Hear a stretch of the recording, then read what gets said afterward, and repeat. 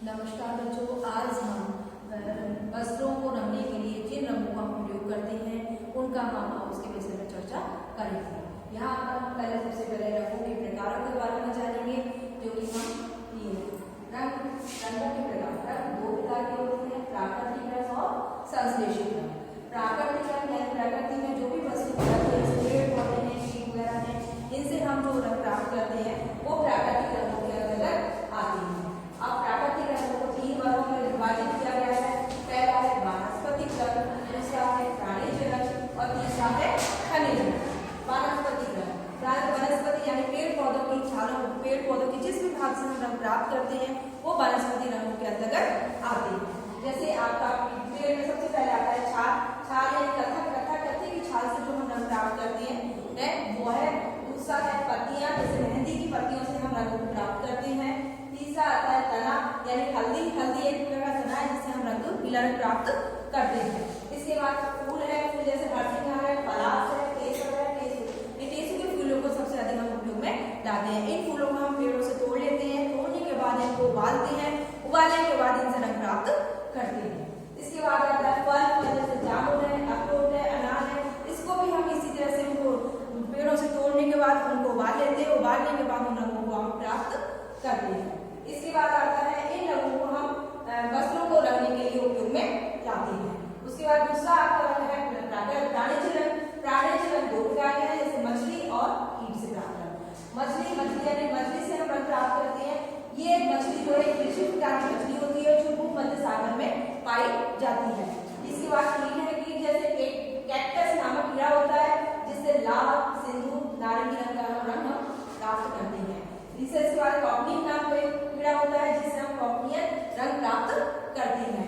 इन रंगों का उपयोग वस्त्र को रंगने के लिए हम बहुत कम मात्रा में करते हैं, क्योंकि इन्हें प्राप्त करने के लिए हमें कीड़ों को और मारना पड़ता है। इसके बाद आता है खनिज रंग।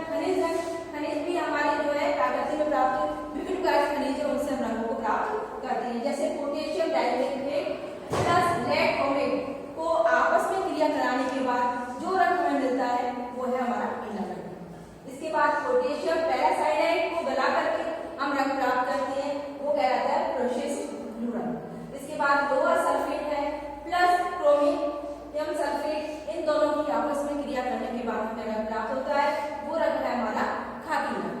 अब खनिज रंगों को हम सबसे अधिक रेशों को रंगने में उपयोग में लाते हैं, क्योंकि ये रंग बहुत गहराई तक रेशे के अंदर चले जाते हैं और सबसे अधिक पक्के रंग चढ़ते हैं। इसके बाद बात करते हैं हम संश्लेषित रंगों की। संश्लेषित रंगों को हमने तीन वर्गों में विभाजित किया है। पहला है आपका अम्लीय रंग, दूसरा है क्षारीय रंग और तीसरा है उदासीन रंग।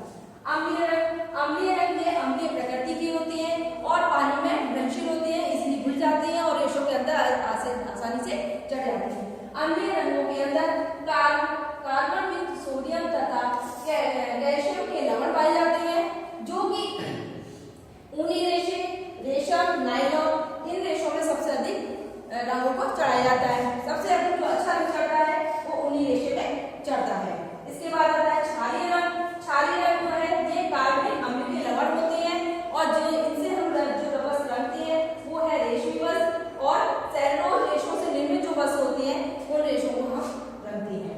इसके बाद आते हैं उदासीन रंग। उदासीन रंगों को सबसे अधिक मात्रा में हम वस्त्रों को रंगने में उपयोग में लाते हैं।